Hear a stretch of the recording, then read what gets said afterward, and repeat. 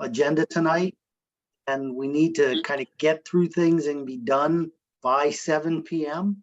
So I need to be kind of that, buzzkill person that says, can we get down to business here? And I apologize for that, but I do want to make sure we give every department enough time to go through their report and that we get the questions answered we needed.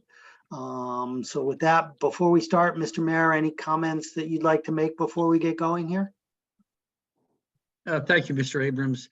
No, just the fact that, I appreciate the Board of Estimate members for looking very closely at the things that are absolutely necessary and other things that maybe we can put off for a little bit of time. This is a very challenging budget year. I know you appreciate that. And we want to do the best we can for everybody in the city of Norwalk. So thank you. Thank you. All right. Tom, do we want to go ahead and jump right into things? Yeah, sure. So tonight we're going to cover two areas of community services, starting with fair rent area, and then we're going to move on to youth services, and then the balance of the evening will be with the economic and community development team.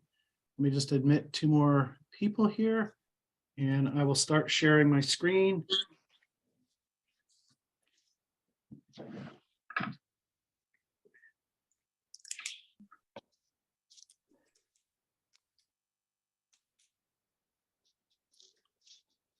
Everybody see it? Yes, And how is the sizing? This is Leisha. I was able to join as a panelist from a link in my calendar, but I just wanted to see if we could get IT on, because when I tried to open it as a participant to view as a member of the public, the link on our website doesn't work. So I just want to make sure that members of the public are able to access the meeting. Okay.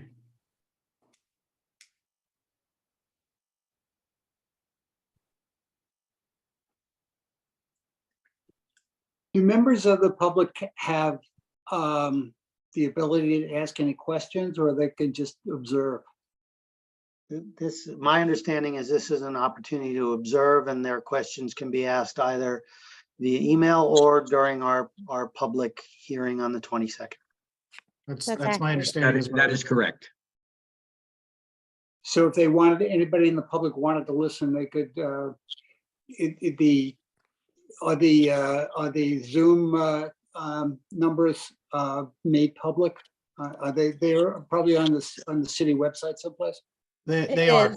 And that's what I'm bringing up right now, is that the link on the city website isn't working for members of the public. Tom, actually, if you want to get started, I can call IT and have them Okay, I work on think fixing that so that you can focus on this. I just wanted to let you guys know that right now the public can't get in. okay. Thanks. I think Rodney listens to most of these, and if not, I think Larry might as well. So. Okay.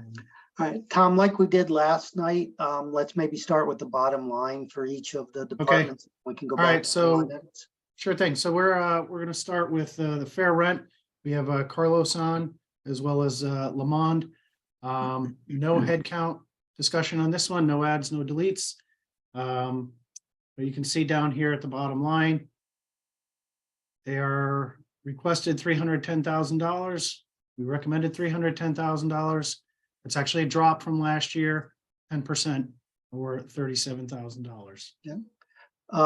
Carlos, Lamont, one question for me, just for clarity. The significant increase in other contractual services, what's driving that, please? It's right here. That's 5298, right? And let me just say, I just want to welcome Carlos. So I'm going to take the lead, but Carlos Duque is our new fair rent coordinator, and we're really excited to have him here leading the charge and ensuring that tenants who have challenges, who may want to understand their rights. Carlos is now here, and so just wanted to acknowledge Carlos, Ed. Welcome. Thanks, Lamont. So you're referencing the 44,000. Am I accurate? That's Yes. correct. Yes, definitely. So to Tom's point around decrease, we brought in Carlos, obviously had a lower rate. And then also we are keeping the part-time attorney because some of the cases that do come through the fair rent, we really need that higher level of legal expertise. I don't know if you recall that we had an attorney with us all last year because it was challenging to find a person to really manage the fair rent office and complaints as Carlos does. So that's a part-time position. The other where we also have in that budget, there's about 15,000 BET commissioners out of that 44 that is dedicated to our language line. And we are definitely seeing increase and using our language line. As you all know, we have our chief diversity and equity officer, and we are certainly, and we should be promoting to all departments throughout the city, the language line. And so that budget line item is also lives in that uncontractual services for our language line that we are constantly encouraging all employees to use when there's a language we don't have in-house. So just so I repeat it back to you properly, that $44,000 is part language line and part contracted legal services. Is that fair? Yes, statement? sir. Yes, sir. And is there a reason that we contract the legal services outside of corporate counsel's office? Yeah, my Directly with understanding. you? Yes, that's not their expertise. So we actually have a fair rent attorney who specializes in these type of hearings. Okay, Which was recommended from corporate counsel. The recommendation came from corporate counsel. thank you. Thank you. Other questions related to fair rent from other members? Yeah, Yes, so I have. Okay, Jim first and then Kendrick, you after that. yeah, so it's 15K for the language line and the remainder is for the attorney, correct? Approximately, yes. So how much did we spend on the attorney last year? I don't have that number, but I do know that we had to come before you to ask for additional monies because it's the ebbs and flows of when we use the attorney, how challenging the cases may be from year to year. But I do know, reviewing our records, 15,000 is dedicated for the language line. So if we do the math, I don't have my calculator with me. 29,000. About Thank you. 29,000. Thank you. I'm an Android, not an iPhone. I got my iPhone with me. Okay, so I guess my question is that when I look at all your numbers from the FY23 revised to this year budget, with the exception of the contractual services, it looks like it's pretty much autopilot here, that you're taking the same numbers over and over each year. So I'm just curious that when you did your budget, did you look at what the actuals were and say, yes, I have to increase, or no, I can catch a little savings on this particular line? So Well, if every you look- line that I'm looking at, it looks pretty much the same. Well, from fiscal 22 to fiscal 23, that 24,000 doesn't include the additional that we needed to pay the attorney. Yeah, pardon me, I got that part. I'm saying just everything else when I look at that. So my question originally to you was the 24,000, how much of that have you already used? So you're saying that you've used up all of the 24,000 in this year's budget? I don't have that number for you, Jim, in terms of exactly what we used year to date. Okay, so then going on from that, if I look at all the other numbers above that, it looks like from the fiscal year 23 over to this year, you've used pretty much the same numbers. So my question is, did you look at what you spent so far this year to, against all of these things, to come up with a new budget line for this year, whether it's higher or lower? It really doesn't make that much difference. Right. Right. Yes. So right. If I'm hearing you correctly, looking at last year's budget, most of these are consistent. It's that line item that we were just talking about that can fluctuate. And so we suspect as evictions are going up and our offices get inundated that we will need more support from legal services. But what about the rest of them? Did you look at to see how much you've spent in order to come up with a new budget for this year? That's the way budgeting is presumed to work. Yes, take a and that look was- at what you, okay. Yes, and that was the only area where we have seen an increase. Yeah, I guess, Lamond, what Jim's trying to say is, I get that that's where they're increased, but picking on machinery and equipment rental as just an example. It was approved at 1716 this year. You put it in again at 1716. Did we really spend 1716 this year? Or did we spend less than that? And should we adjust this downward because of it? Again, we don't Yeah, want I to beat see you what you're up too saying. I much. would have to You're down, confirm it you're down completely. 10% year to year. So Yeah, that's a good yeah, thing. this is, I get it. I get it. I would have to really confirm it. What we did do was look at our contracts, and that was a number that we still felt very comfortable to move forward, although it has been the same consistently. Okay, thank you. The- Kendrick? Is it- Go ahead. Yeah, the only question I had was about part-time wages. It looked like there was a jump of about 27,000 from actual to the approved, and I just wanted to get better understanding of why that is. Sure. So we also have a part-time ADA coordinator. So that position is in that line item. We And that haven't had it. It was dormant for a while as we were trying to fill that position for many years. So we now have successfully have that position filled. Okay. So, but that was in 23, right? You had 27,000 in 22. That was the actual. Then you bumped it up to 55,000 last year. That's this year. So my same question would be, and what Kendrick might be asking too, is did you spend $55,000 on part-time help this year? Oh, I didn't. You're at 450, 140. I've got it highlighted on the screen, Lamond. Yeah. And I can tell you that year-to-date actuals on that is 34,933 right now. So he's well on his way to spending 55. Yeah. Lamont, probably the reason, although I'm not in fair rent, that number was lower in the 22 actuals is that position was vacant for a big part of 22, and that's probably why you didn't spend the entire budgeted amount in 22. That's why the actuals were only 27,960. Right, but the run rate for this year puts you close to that 55. But I'm a little concerned that I have a sneaky suspicion that maybe that exercise was not done.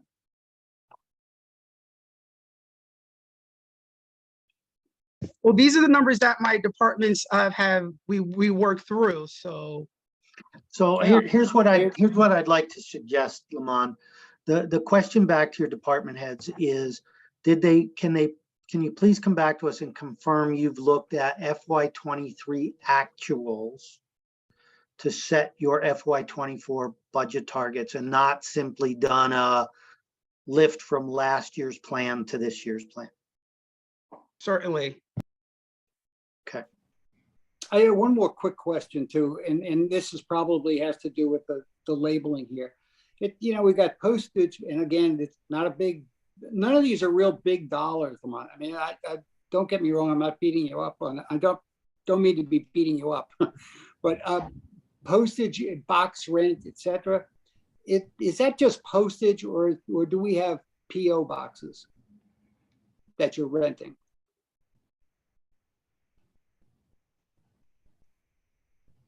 No, we don't have a PO box. So that's what? So the postage.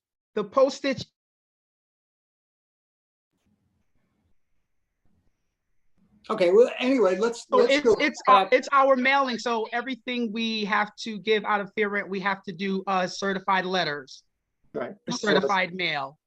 All right, so you're going to take a look at this, as Yeah. Ed says, you're going to take a look at this and get back to us. That's great. You got it. Thank you, Lamont. And again, congratulations on bringing your number down year to year. That's exactly the type of thing we want to see. So all these questions, we're doing this to everybody, but you're in the right direction. We just want some more clarity. We'd rather have more money too. Yeah. All right. Shall we move to youth services, Tom? Sure thing. All right, here's youth services. You can see down at the bottom line here. request of 656. That was the recommendation. That is an increase of 87,000 over 23 approved, or 15.3%. Primarily because there is a headcount item to discuss here. That's in the first line. Full-time salaries, and we have Dave Malenchek here along with Lamond to discuss. Yeah, I don't know if the big driver of the increase in our department was we've added a full-time. We've requested and discussed it with Henry and assumably the mayor's office. We've, as you know, you hear it in the news all the time. There's a huge youth mental health crisis.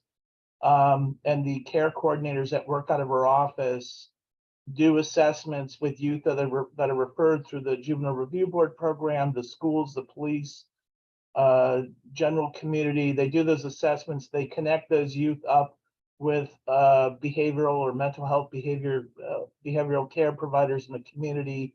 And we've just been inundated this year. Our numbers have shot way up. We've got probably about 70 youth under care for 1.5 people right now. So we've been trying to manage, but we're at the point where we just can't sustain servicing the current load of referrals with 1.5 staffing. We needed that additional position, and I think that was communicated up the line, and that's how it landed in the recommended budget. The actual cost of that position, the salary is $66,065, and the other differences in that number would be probably contractual wage increases across the board, is the difference between the salary for the care coordinator and that 83,897 number.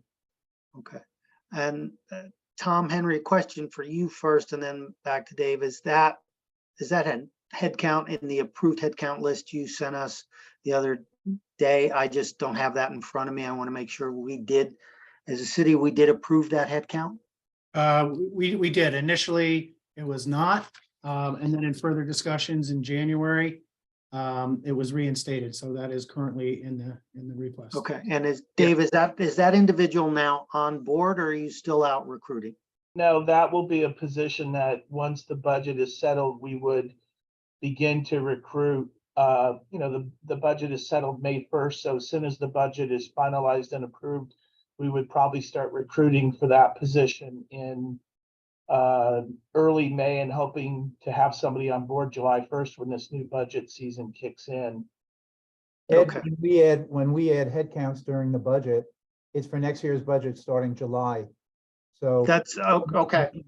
in the budget this year, but it's contemplated, and when the approval goes in, as Dave said, they start the recruiting process. Okay, very good. I just, again, I apologize. I don't have the approved headcount data in front of me that Tom sent last night.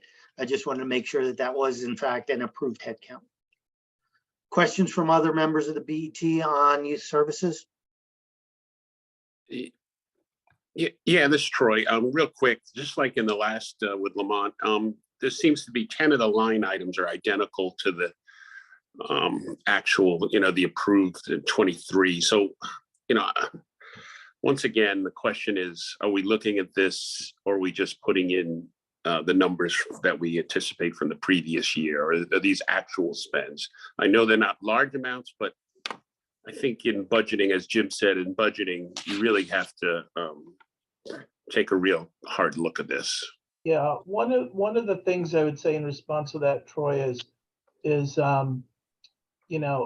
a couple of years ago, we did go through every one of these sort of, even though they're not big numbers, we went through every one. And one of the ones I'll point out is our mileage. I mean, we used to have like $1,200 in the mileage account, but we just found that we weren't really spending that much money for a variety of reasons. And we knocked that down to the 372 in 2022.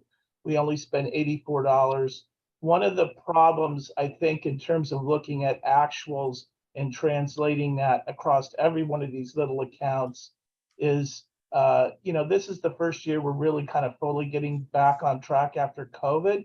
And some of these accounts were impacted by COVID because, we weren't necessarily spending money on certain things that we normally would during the COVID years. And so that's why some of these accounts might have floated from, say, last year's budget to this year's budget. We did a couple of years ago, go through each one and say, can we trim some of these? And we did some of that. And certainly we can, I think after we get this year's actuals, can look at these and say, are any of these are all of these numbers still relevant, or some of these, can they be trimmed further? I mean, I'm looking at most of mine. They're relatively close to what's budgeted. You know, we budgeted $300 for postage. We spent $312 in 2022. We budgeted $320 or $396 for newspaper subscription. That went up. The cost of that went up.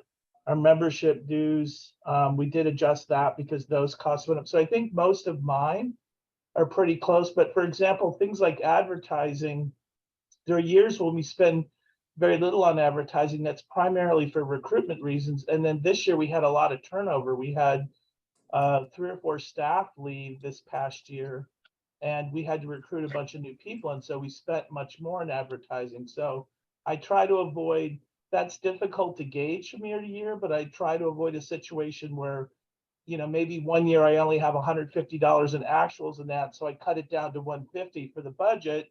But then the next year I have a lot of turnover and I spend 3 times that amount, and then that account is short and I have to find the money in other places in my budget. So I try not to cut it so thin that when a situation like that happens, I'm short on budget, rather than maybe at the end of the year I turn $1,000 or a couple $1,000 back, versus, you know, having to be short money, or worst case scenario, come back to you know, you guys down the road and saying, hey, I'm short $1,000. You know, I try to avoid that situation as well 3/4 of the way through the year. Yeah, Dave, But I think most of my numbers are fairly accurate in terms of what we budgeted and what we've spent.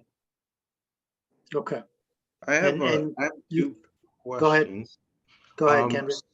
So the first being, in taking on a full-time care coordinator, would they be offsetting the responsibilities of someone who works overtime or part-time?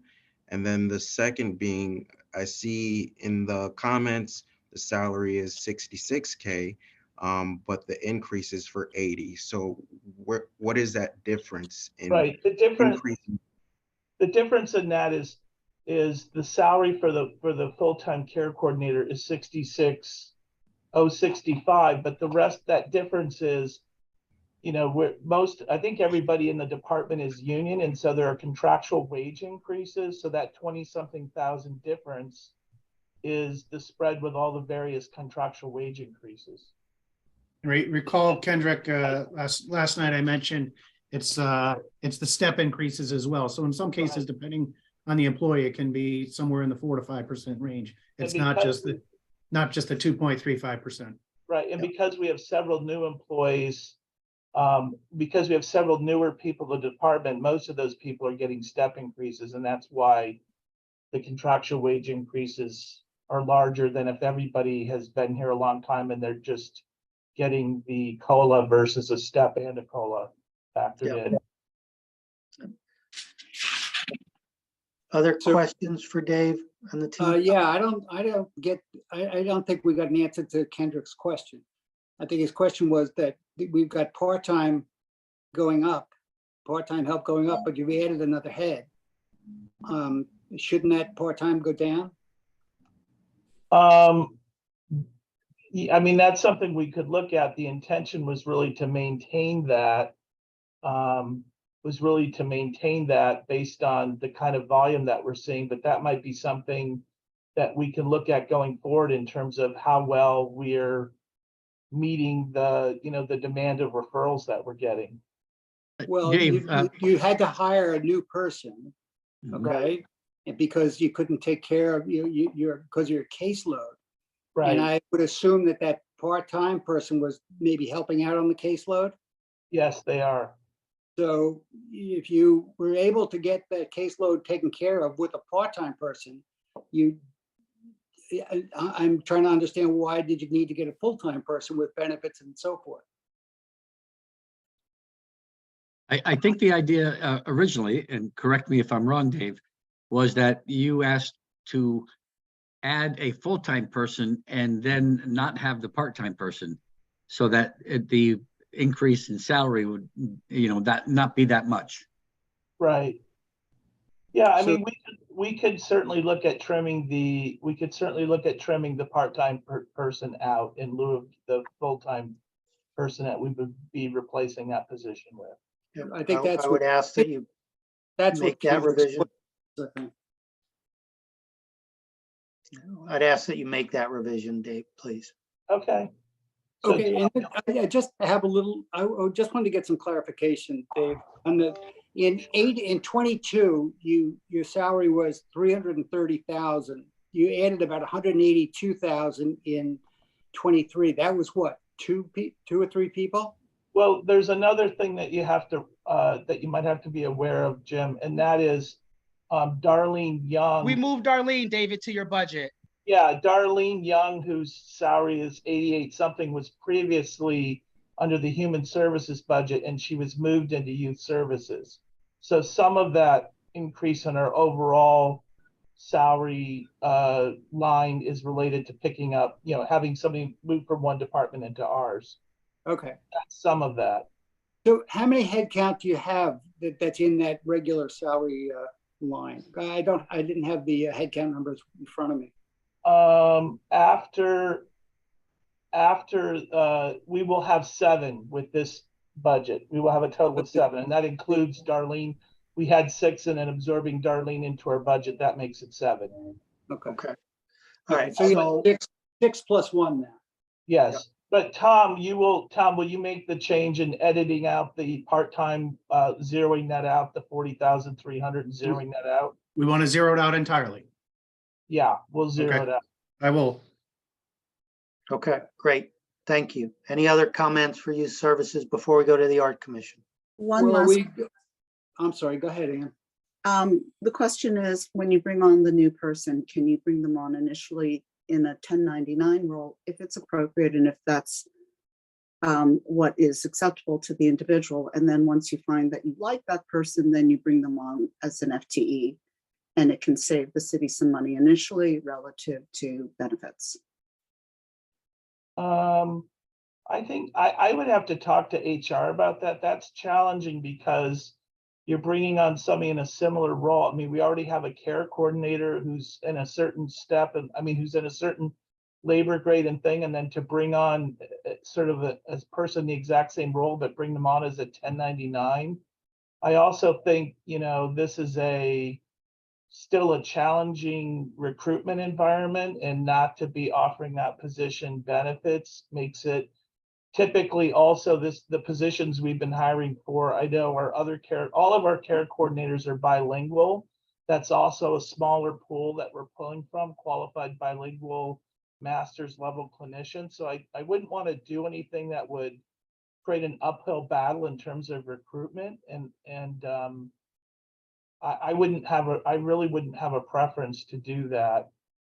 I understood, but if it was something that was acceptable for the individual, I understand the challenges and the desire for someone, but If we were recruiting an individual and they said, hey, I don't want city benefits and I don't want the other stuff, I just want to come on as a 1099, would I personally be opposed to that?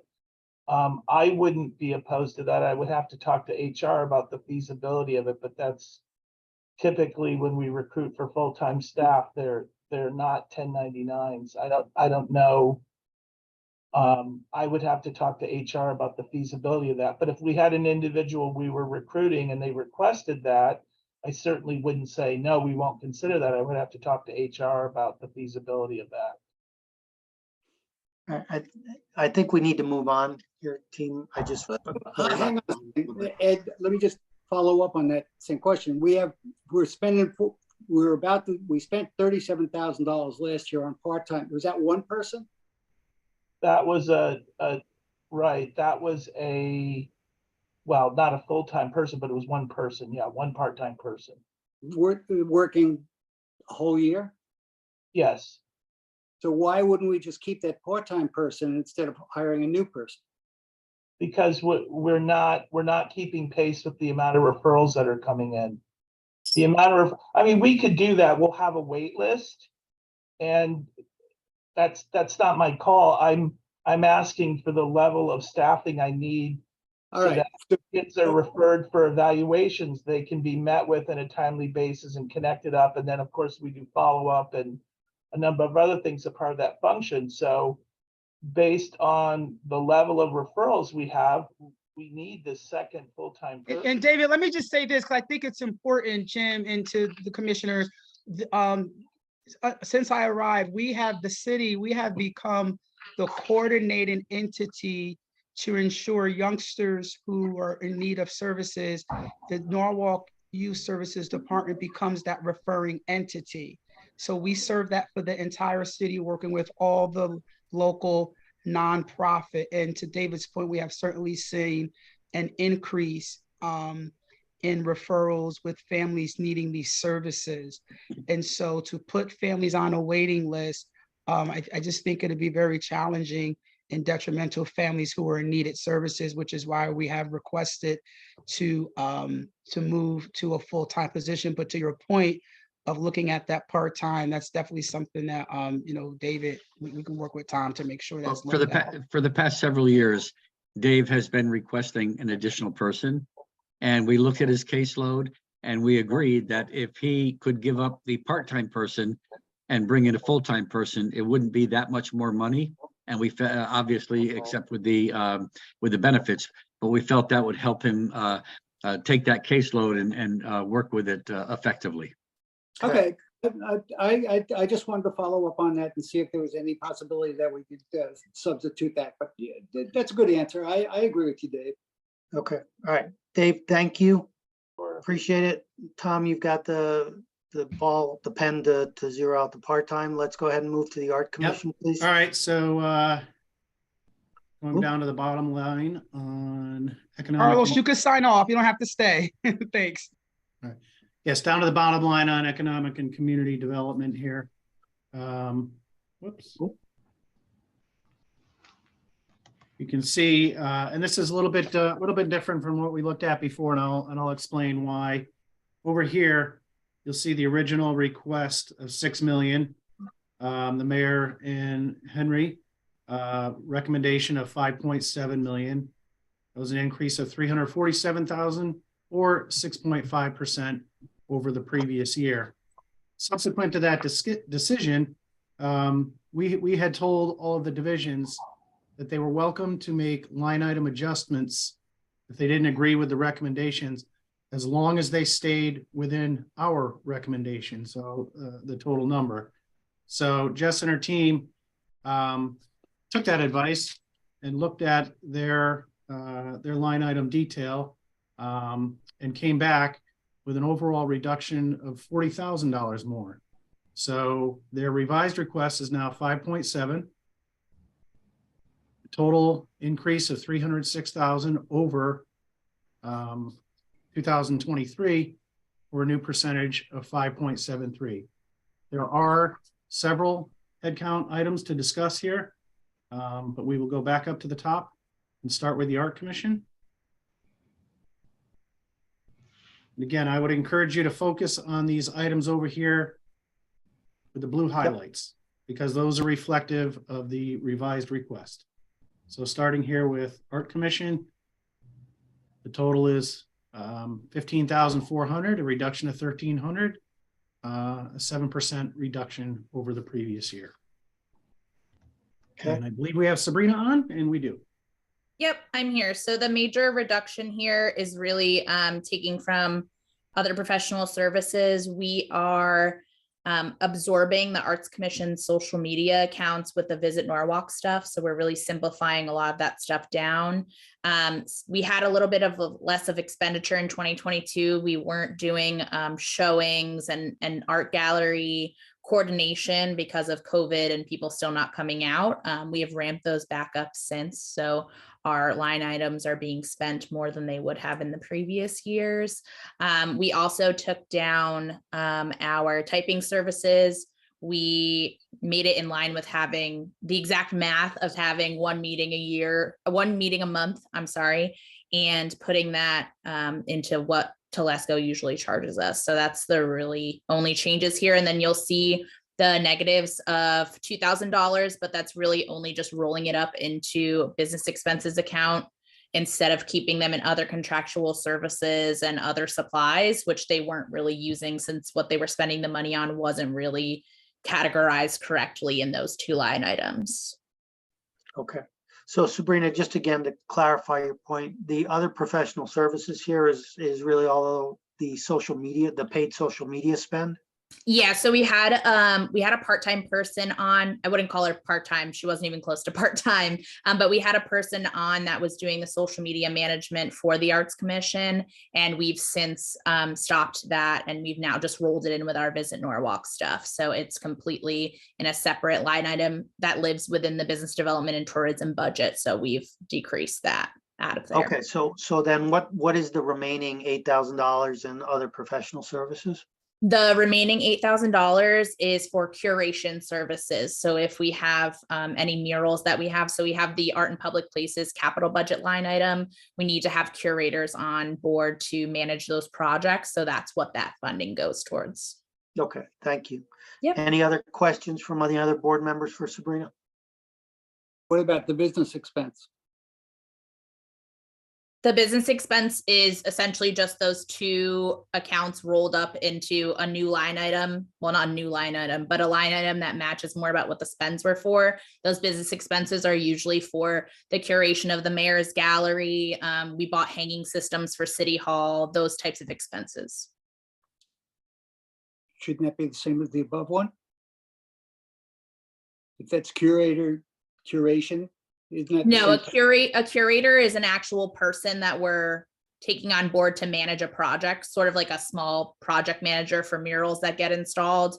The business expenses are really if we're putting hanging systems in City Hall, if we're printing artwork out to be hung in City Hall, if we're having supplies being bought for a specific art installation, those types of expenses.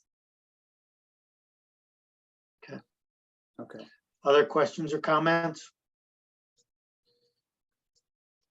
Thank you, Sabrina. And again, thank you for being down year to year. You're welcome. Thank you. She has more coming up, Ed. Yes, I'm Okay. still here. I'll still be No, on. I know. Okay, moving on to Chief of ECD. The main driver here is salaries. Again, as we've seen with others, it's steps and contractual increases, which accounts for the 8.38%. We have Jessica on the line to take any questions. Jessica, what's in your $10,000 of other professional services? Yep, so that is related to the potential library expansion at Belden Avenue. So we've worked with Stantec in the past to be able to complete some renderings for the potential library expansion there. We've been looking in the past at 1 Belden, 3 Belden, and 11 Belden. And so we've been working really closely with the library board and building maintenance and facilities to be able to look at advancing that project. And that $10,000 is there to be able to support any additional renderings that may come forth as part of that project. So realistically in FY24, do we expect that project to move forward given all of the expense pressures on the city? The actual cost for the library expansion is in out years in 2026 and 2027. So what we were looking to be able to advance in 2024 was the potential update of any renderings that we have in place, and also bringing on an architectural firm to be able to help us with update a building plan and update the architectural plans for the proposed expansion. We've been looking and working with the library board to talk about what type of expansion they need and if they need an expansion as large as one that they've been exploring in the past. And the answer is that they believe that they should look at the numbers again and try to understand what they think might be a more feasible project. Right now, currently in the capital budget, we have $2.1 million for architectural services, which would be approximately 10% or could be 10% of the total project cost. So we do have that in the capital budget, but we've been looking at keeping that whole for a couple of reasons, one of which, as I mentioned, bringing on that architectural services. So the 10,000 is what we've seen in the past from different consultants and being able to do this work. And one of the things that we wanted to do was be able to be thoughtful about thinking strategically about out years for the library, as I said, 2026, 2027, but being able to be prepared to bring on that architectural team and guide them to the greatest extent we can. So I'll ask the question another way. Is that a must-have for 2024 or a nice-to-have for 2024? I believe that it is I believe that if we need to find $10,000 to get rid of, I think that that's somewhere where you can take it, more so than in other areas, because we've done a pretty big scrub on our budget. I think we're coming in $40,000 less than what we had originally requested. We've tried to move money around to be able to compensate where we think the funding should go and where we think the funding does belong. I feel pretty strongly that we want to advance the library project, even though we're focused on out years. If we think that we can make up that 10,000 somewhere else, or even come back for a special appropriation if required, then I think this is somewhere where we can take that versus other line items that I think are a little bit more crucial. Yeah, so my recommendation would be we take it out of the budget, and if this moves forward, you come forward and we'll take it out of contingency. Yep, I'm comfortable with that. Thank you. Any other questions for Jessica? One question is, why is this not part of, why are we taking this over, not the library? Originally, the project looked at 1, 3, and 11 Belden, and 11 Belden is a private property. And at one point in time, we looked at being able to understand if the city was to take ownership of 11 Belden, if if there would be a private development portion included in that. And as a result of that, specifically because of the potential for a private development and the work with the redevelopment agency, we included it in the economic community development budget. Okay. The only We're gonna take it question, out, we're gonna take it out anyway, so it's material. Yep. right now. All right, Kendrick, go ahead. yeah, the only question I had was about wages and salary. Is there an increased headcount for the 21K? No, there's not actually an increased headcount. It is that we had, there's only 2 of us in economic community development that are included in this number. And it includes increases. What happened this year is that we had our administrative assistant we had HR, we worked with HR to look at her position and assess her position based on the work in which she was doing and the amount that she was getting paid. And she did get bumped this current fiscal year. So the increase shows that increase in steps. And as Tom Ellis had said earlier, the number increases with steps in different situations, but her base pay increased in addition to the steps. So I think that what you're seeing is a little bit of I think you're seeing sort of those 2 pieces come together in this particular budget. Okay, thank you. All right, so we're going to take the 10K, and if you need it, we'll move it to contingency. Thank you. Thank you very much. Just for everybody's awareness, the mayor is going to have to leave us for another meeting, so we'll keep going here. Should we talk code enforcement? Yeah. Okay, coming down to the bottom line on code enforcement. Request of $1,478,000, recommendation of $1,401,000. No revisions on the revised request, still 1.4 million, or an increase of 20.53%. And I do believe there are some headcount items to discuss here. And I see Bill Ireland on the line to help us out with those. Yeah. So Bill, you want to start with the headcount stuff, please? Because that's a huge number. It is a huge number. We have been understaffed for quite a while, and we have to find it not easy for us to pull in part-time help at this level. One thing that we also look at is our projected revenue for this fiscal year. Right now is to be 2.8 million, and I believe we're going to be close to 6 million by the end of next month.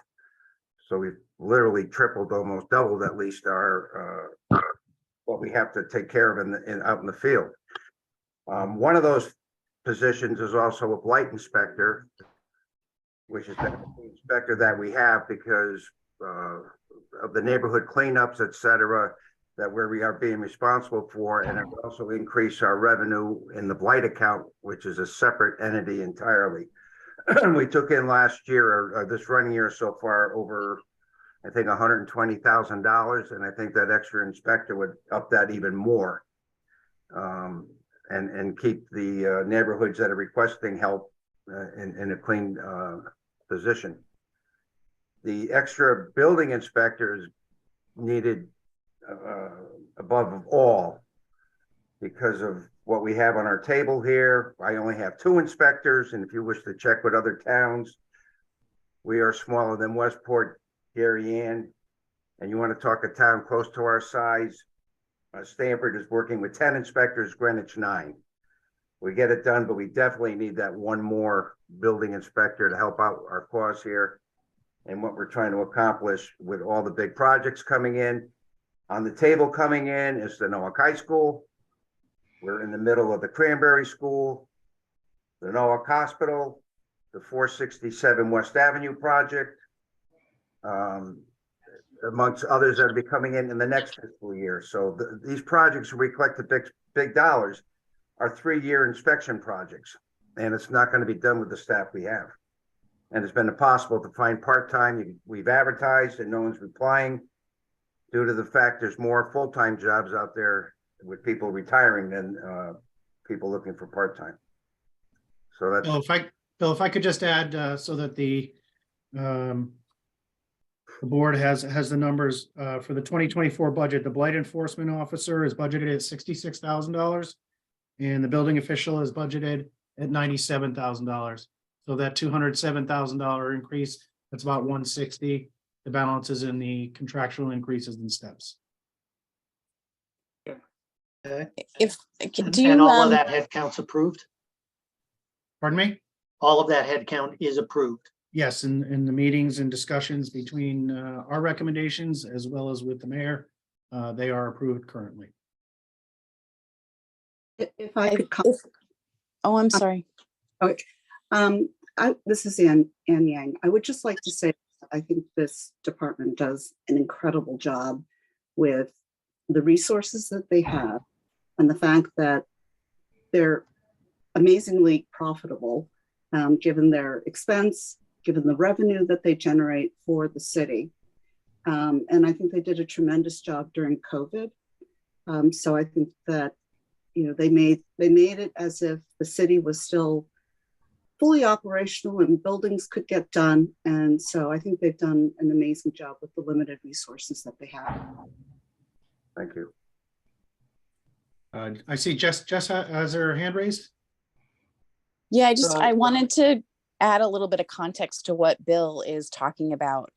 So when the Sono collection first came on board and it was being permitted, we actually permitted the superstructure and permitted all of the tenants within the superstructure itself. And that year we saw, we topped out at just about $4 million in revenue for Bill's department. This year, we estimated that we would be in and around $2.7 or $2.8 million. And as of the end of February, 9 days ago, we were actually at $5.2 million in revenue. So we've almost 100% surpassed what we were expected to see in this current fiscal year.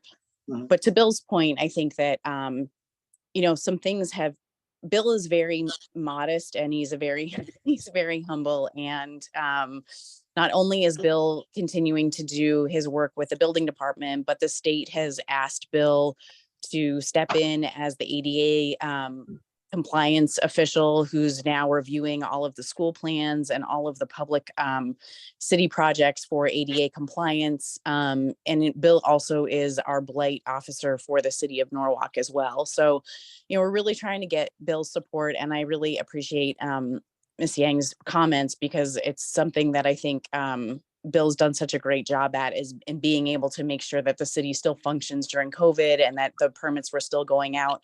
And we did that in very creative ways. So the interesting thing is that we you'll hear for building and code enforcement and planning and zoning that we may have thought that permits may have softened a little bit or slid off a little bit, and we haven't seen that. We've just seen them continue to increase over time for a number of different reasons.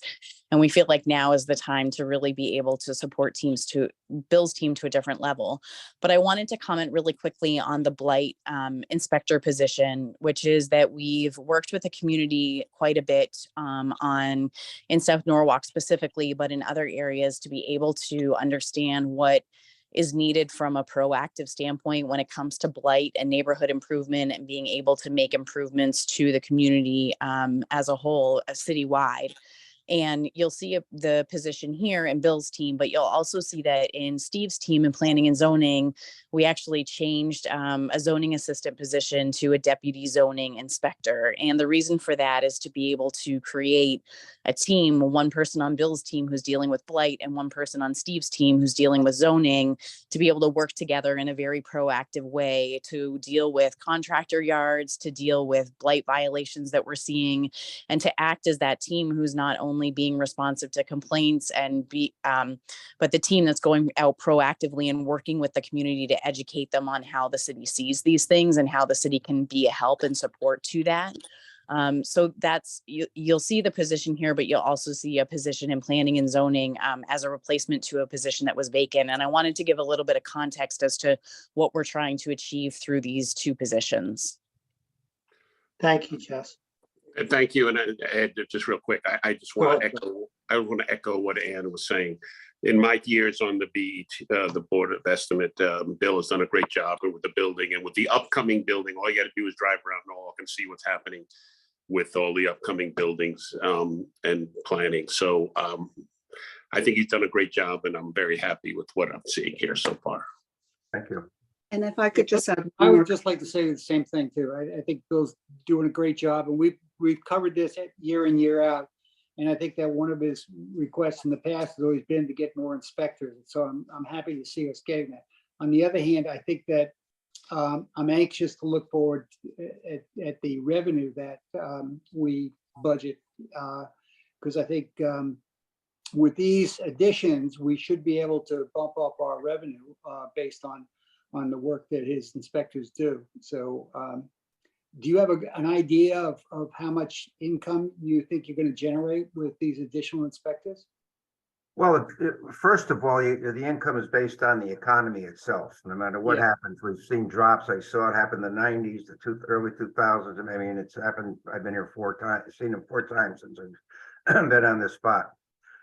What it should help is the increase of possible with the fines that would relate to work being done without permits, illegal structures, where we could put more time into that. And we put as much time as we possibly can now, but I think you would see a positive on a revenue end for something on that side of the table that we really haven't experienced before. Bill, I'm sorry. Go ahead, Ann. Go ahead. Just wanted to make one more comment, which is 10 years ago, Bill came in and there was always a discussion on succession planning. And I think the type of people that we need to make sure that Bill has the support underneath them are the type of people who eventually could step into Bill's shoes, because I would suspect that he at some point in time wants to retire. And we need to just make sure that that is provided for, given the level of productivity that he personally produces. Fair. Bill, I do have one last question for you, and I'm not trying to trap you, please. I echo everybody's comments about the value and the benefit here. But you made a comment earlier that it's difficult to find part-time and other help. Yeah, you're looking to take the part-time salary and wages up as well by about 35K year to year. I understand we need it, understand there's benefit. Do we really think we can find somebody, given your comments earlier about how difficult it is to find less than full-time employees? You have to understand that part-time is not for inspectors. That part-time is for the plan reviews we're going to go through. The state no longer does the Board of Education of plan review. Okay, The high school itself is probably gonna take 2 to 2.5 months for one person to do it straight time all the way through. We have someone part-time now on staff that's helping a little bit, but that's his forte. He's the retired state building official who's agreed to Okay. help us. He'll also then undertake the Norwalk Hospital, which is gonna be an immense project. sure. The other big project that may come along. So 3 years from now, when all these are technically caught up, let's say, that number should go down as it should go down after this year. I never spend it. I think I gave back 70,000 last year or some number like that. Just Yep. would know exactly what I gave back. So I always give money back. I don't spend it for the sake of spending it. So that's my. Understood. Understood. But Bill, along those lines, do you anticipate that of that 135, you're gonna spend the whole thing, or can you give some back now? It's all based on the progress of Norwalk High School. I mean, the Board of Education, we don't, as you all know, we don't collect any fees anymore, so there's no reimbursement. It's straight from us to do it. And it's not just that, we're probably gonna be hiring some clerical help too with all the paperwork, instead of going full-time, part-time through a temp service, et cetera, which we're looking into. I can't see where I can, but trust me, I don't spend it for the sake of spending it. That's all I can tell you, but Understood. Now, I think you've heard what we've been talking about with some of the other big guys. If we could get that down to what you absolutely think you need versus what you would like to be covered for, we can always come back and take it out of contingency if you run out of money. I think, well, maybe. But no, I think you've got years and years of experience in this stuff. I just don't think I that we, understand what you want to do. I understand 100%, and No, okay. I always give money. I mean, if you brought it down to 120 now, I would have no issue with that. As long as I know if it goes over, I can go back. That's You based on can, progress so of the let's, projects. That's you- all it you- is. yep, you can, Bill. So let's do that again. In years that weren't so difficult, we might leave it here and then just move it into the general fund at the end of the year. But I understand. But rather right now, let's take it out of the budget so we can keep Yep. the tax rates as low as possible. So we'll take that line to 120 That's and then fine. we'll stop torturing you, I think. That's Noted. okay. I don't mind the torture. I've been through it before. Any additional that's- comments before we move on? the only other one would be the additional or other professional services. That looks like it's been taken down a little bit, but That, that's that- a, that's basically, as Jess explained, I'm in charge of the blight.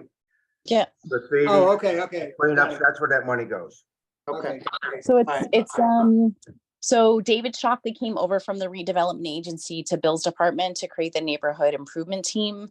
So David Shockley's budget came over, which is about we $45,000. So we've taken some out of that, but that's the money for doing artwork on the traffic boxes. It's all of the blight remediation. It's all of the neighborhood improvement. It's all of the neighborhood pickups and so on and so forth. So that's where, and originally we had it, originally we actually had it in business expenses, but we felt that it should be moved to other professional services. And we did that over the last couple of years, but that's where that funding comes from.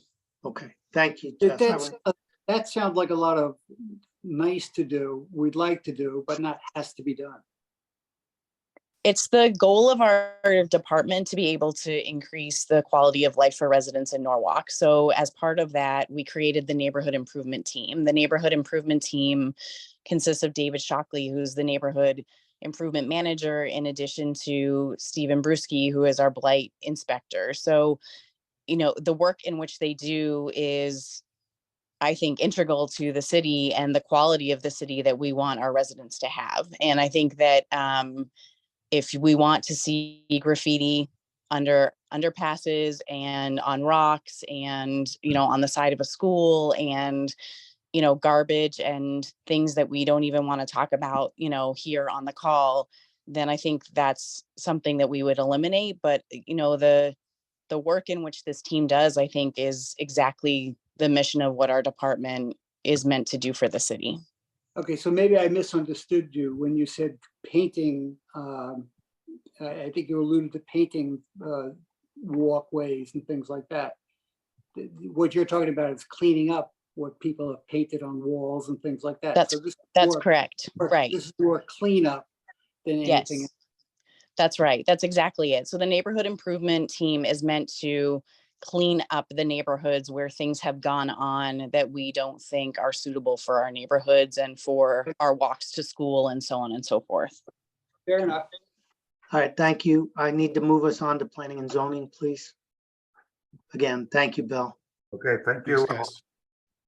Thanks, Ed. Just for pacing purposes, we're at 6:32 right now, and there are several individuals on this call that have a 7 o'clock call, so. Yep, so we need to move quickly. And we do have a couple of large areas. So down to the bottom line on planning and zoning here. A request of $1,364,000, recommended of $1,281,000. That's 132,000 over 2023, or 11.5%. And again, looking under the blue shades with the revised request, that is now $1,188,000, a drop of 93,000 from the original recommended, and an overall increase of 3.45%, which is now within the guidance of 3.5%. Taking it up to the salary line, there is one headcount item to discuss, and this was a roster move. I believe this is Mr. Pacelli. I know we have Steve Kleppen on as well, if you could talk to that.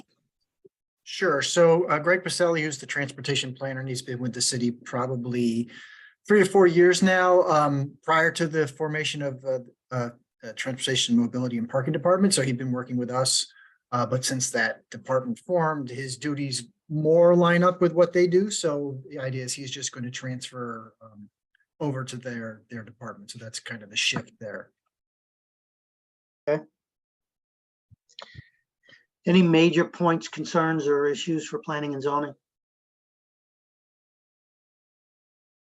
Just to know, when we do get to the TMP section, you will see a corresponding increase in the salary to offset that 102. Okay, thank you, Tom. Let's go ahead and move. I think this is similar to what we've seen. If I take a look at all of those things below wages and salaries, it looks like pretty much with maybe 1 or 2 exceptions, where we've just transferred the same amount from year to year in the budget. Same question we had earlier is, are we really analyzing what was the actuals? Where are we going to come out on the actual when this budget was prepared? Sure, yeah, and I was paying attention when you were talking about that before. And most of those are, as you said, static costs, but a lot of them end up by the time the year washes, moving around to one place or another. For example, like the legal notices line item for our current fiscal year, we're already over. So I'm going to have to shift a little money around to cover that. And it's some of those are just variable based on the volume of activity we're seeing. So right now, we're seeing a lot of activity on the commission level, so we have to run extra legal notices, and that's a very, for what we get out of it, it's a very expensive cost, but we really don't have any choice but to pay it. The other items are, like whether it's training, whether it's, the telephone cost, or whether it's the, our copying duplication fees. Those are kind of based off, the fees that we've been, or the, the bills that we have to pay related to those line items. So we're not trying to add anything, but it's just to cover what we think are the actual expenses. Okay. But have you actually done that exercise of looking where you stand as of the end of February, let's say, or the end of January, and saying, hey, look, it looks like we're going to be over here. It looks like we're going to be under here. We can save a little here. We can save a little there. It's small potatoes, don't get me wrong, but it's worth taking a look. I guess that's my mantra, I guess, this week. Yeah. Is that we looked at all these things. Yeah. So Steve, let me summarize it. Right. Let's just, if you can just take one more look at that, looking at year-to-date actuals, see if there's any adjustments, any minor tweaks. we would appreciate that. Kendrick, is it? Sure, and I'll try to do those just on the down. I'm assuming you don't want me to bump them up. Yeah, bump them Correct. up. If you think it's gonna go I mean, up. make them accurate, make them as accurate as you think they need to be. That's right. Yeah, And that goes for all departments. I was just gonna echo, I'm sorry. Jim? I was gonna echo Jim's point. I noticed like historically, there are some amounts that were $200 or $300, and then they jumped like $1,000, and it seemed like you kept in line with the approved amount. So just like drilling down and really giving us the money you're spending or the money you need. Yep, okay. Yeah, we can take Okay. another look. All right, thank you, Steve. Two comments, Dan. One is echoing what I said about building code enforcement. P&Z did a tremendous job during COVID, and the city looked seamless in terms of its operations relative to their responsiveness. The second is, could you let us know what you think your revenue is for this fiscal year and then upcoming? Sure. So I was just looking at that today because, in thinking about what we're going to talk about tonight. So the fees that we collect are, small in comparison to what building does, just based on our fee schedule and what we're really allowed to charge for things. We're meant to cover our costs, not for anything beyond that. But we're going to exceed, based on what we've accrued to date versus what we projected, we're going to far exceed that. And based on conversations I've had with, Bill and I were talking about it this afternoon about the projects we see in the pipeline. Not only that'll come in for the rest of the calendar year, but into next year. And based on what we're seeing at the commission level, I don't see a slowdown. I thought it might happen a couple different times, but it just hasn't let up. At times we've seen some slight dips in the volume of like the smaller residential projects that really took off during COVID, but we're at a very steady clip now that, the bigger projects will definitely carry that number, but I don't see a slowdown. Okay. So I'm sorry, what is the number that you're I'm sorry? anticipating? What is the revenue number that you're anticipating for this year and then for next year? I think if I don't have, I'm sorry, I don't have that open in front of me to verify. I think we forecasted $150,000 in fees collected, but I think we'll hit above 180. All right, so Steve, I'd ask, again, I just want to keep us moving here. If you could get back to us on the revenue number, that would be great. Sure. Thank you. I can get you that quickly. Yep, can we move to conservation? This one's also Steve. Coming down. to Yeah, the and bottom. Alexis Karaketti's on as Oh, well. I'm sorry. Yeah. So coming down to the part- bottom line here. Yep. Request and recommended very close at 293,000. The revised request stayed the same, overall increase of 3.77%, very close to the 3.5% target. No headcount items in this area. And we will take it back up to full-time wages and salaries, which is contractual increases and steps. And take it away with any questions at this point. Yeah, so not a question, guys, but same comment from planning and zoning. Everything other than salary here looks like a direct lift from the FY23 approved budget. I would just ask you to please go back and look at the year-to-date actuals forecasts for the full year and make sure those adjustments are right, reflected, et cetera. Again, it's not huge amounts of money, but any dollar we can save is a dollar we can save for the taxpayers. Will do. Any other comments for conservation? Just want to echo that again, Ed. Absolutely true. I'm foreshadowing the next couple of groups also. The one thing people should not be doing next year is just copying the same numbers from the year before. Thank you. From an economic community development standpoint, we'll do that with each of the departments. We'll do that with community development office and then the 4 departments that fall within our group. So we'll scrub that all the way through. Thanks, Thank you. Jess. Thank you. That way we won't repeat ourselves. All right, shall we move to transportation mobility? Yeah, coming down to the bottom line here. Request of 1.68 million. recommended at 1.5 million. Revised request came in at 1,675,000. This is where the offset to the headcount move in planning and zoning is. Recall that we talked about Greg Pacelli. So you'll see up in the salary section, the corresponding increase to offset the decrease in the other area. We do Hello, have, everyone. do we have Jim Travers online? I see Jim and Garrett in the room. Good Yep. evening. Good evening, Good guys. evening. So I So- understand that you're time for time. I'm happy to go through each item or happy to answer your questions to keep you on board, but we have all the detail to get you back up for anything you would need. So one of my first questions is around the part-time number that you're putting in there for $24,000. That looks like a new investment from a headcount perspective. Can you talk to that just a little bit, please? Certainly. So we're putting in here a part-time admin to assist. The department used to have a full-time admin in prior times. We're only asking for a part-time admin to assist with the grants. So since Garrett and I have joined the city, we have written $69 million worth of grant requests for covering a number of projects. We're currently actually going through the reconciliation of several grants right now. They are extremely labor intensive to ensure that the city regains that investment, because we do the output of cash and then we do a reimbursement to the provider for those. So we desperately need some assistance in ensuring that we reclaim the revenue from those grants. Okay. How much Additional- revenue are we talking about here?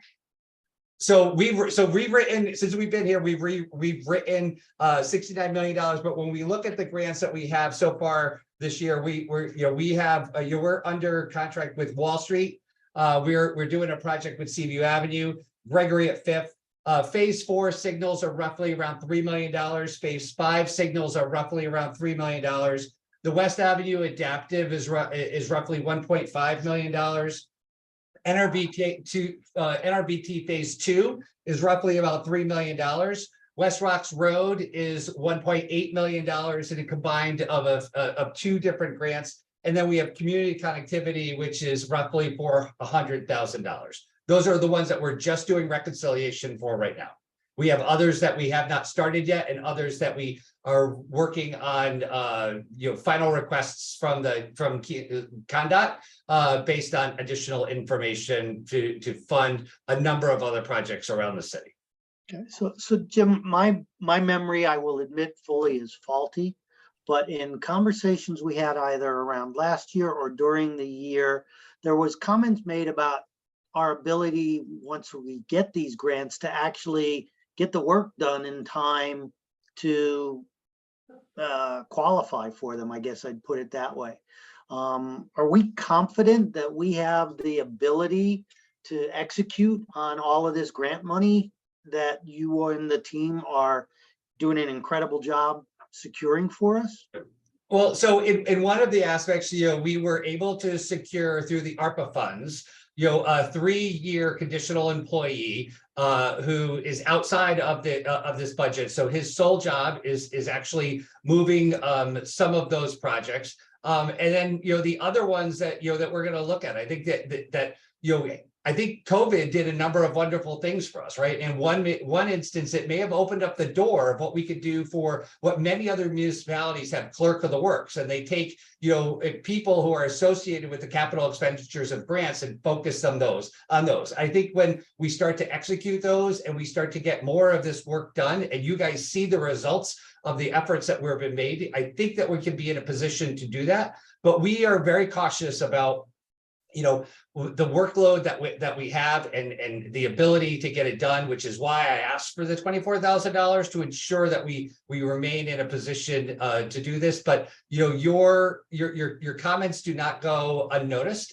They are a concern of ours. And we remain very cautious, but we think that we have a plan that we will be able to successfully execute these in progressive order. Okay, thank you. Any questions, comments from anybody else on the board? Yeah, the only question I have is about business expense. seems like you guys are below the 3%, but I'm just trying to understand the increase in business expense line item 5286. So largely that goes again for the number of projects that we are moving out, so that would be, any community, some type of community event, planning for that, getting those things, but it is, those business expenses are really about, how we can communicate better with the residents and the, to get the word out. So I think that is very much directly tied in with one of the other items that we have on there, and that is the printing and duplication. And I understand that, that we can come back. So that has a reduction based on historical usage, but I think what you're seeing that historical usage was really, what happened during COVID, and the fact that Garrett and I just really ramping up to get the work done had that down. But I firmly believe with all of the communication that we have for the various projects that we met and referenced, as well as several others in the queue. What we have done, I think, what we do well is really communicate to the people the work that we're getting done in their neighborhood. So I think those are really critical points in getting the budget through, to have them understanding the investment that the city is making in their neighborhood. Okay, thank you. Any other questions or comments? I have one question. Yes. There is $60,000 in overtime and temp in wages and salary. Can we put part of that, is that a must need, or can we put part of that into a contingency? So our we're actually running a little bit over. So like, we have to fund, so the bike walk commission, so that's staff that has to do those meetings. Those are our night meetings, they're overtime. That we actually plan out and have been through the number of what would be allocated for there. The temporary is really what we look at, in interns, in getting the seasonal work done that, Ed was talking about. A lot of our work is, we do a lot of planning in the winter months, right? And then go crazy doing construction. So the temp gets us through the additional parts of that. I think we had done, in some instances, we were just through with we did a budget, help me out, Tom. What am I talking about? A budget transfer in order to make those, to get those services done. So I don't know that we have, but I think at the end of the day, I'm not asking you to do that. I just want you to be cautiously aware that most likely in the printing and duplication, we would most likely have to come back at some point in time for an increase in that, because I don't see that we could be able to successfully meet the communication with our residents under the dollar that we have allocated. And I believe you referenced the overtime too, and part of our department's responsibility is a safety related response for our traffic X in the field. So we have 94 signals, and I think we were out on 137 different various calls to keep the system running in the past year. So that's where that funding goes to. Yeah, we're on call 24/7, so they have to respond to any signal out at any point in time. So. Okay. Ed, what looking at the last item on 5623 special events, $10,000. What is that? And is that an absolute?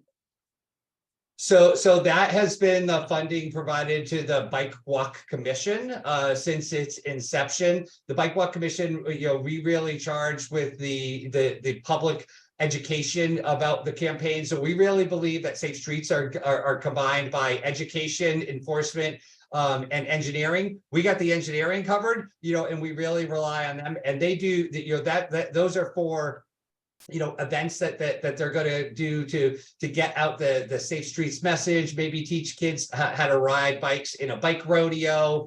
They have done events where we've done National Night Out and we participated there. We've done the Nice Festival with we're out there. So it's a lot of that is really geared towards education related. And you need that 10,000. It looks like the same number for the last couple of years. That number you need for definite for this coming budget season. Yeah, actually, we keep them tied to the $10,000. They have really big dreams, right? And which is really great that we have a community that's involved so much. But we really tied them to the $10,000. But I think given their druthers, they would be probably tripling that with the amount of events that they want to do, but we tie them back to the 10. Okay. How much have we spent this year so far? Well, $1,200 to date. So, $1,200. again, a large part of that is actually they have, we've had some transition into the Bike Walk Commission, but they have a big event that they're planning for Bike Walk month in May with a number of different events that are coming on here. So we work with them and Greg, who is our point person for the Bike Walk Commission, and they're planning, they're really gearing a large number of events that are happening in the spring. In the year before, you spent under 8,000. Yes, I think again, it was COVID related. We weren't out there doing as much then. We really were hit very hard with being able to do public outreach at that time. Yep. So look, I get it, guys. I want to be respectful of time.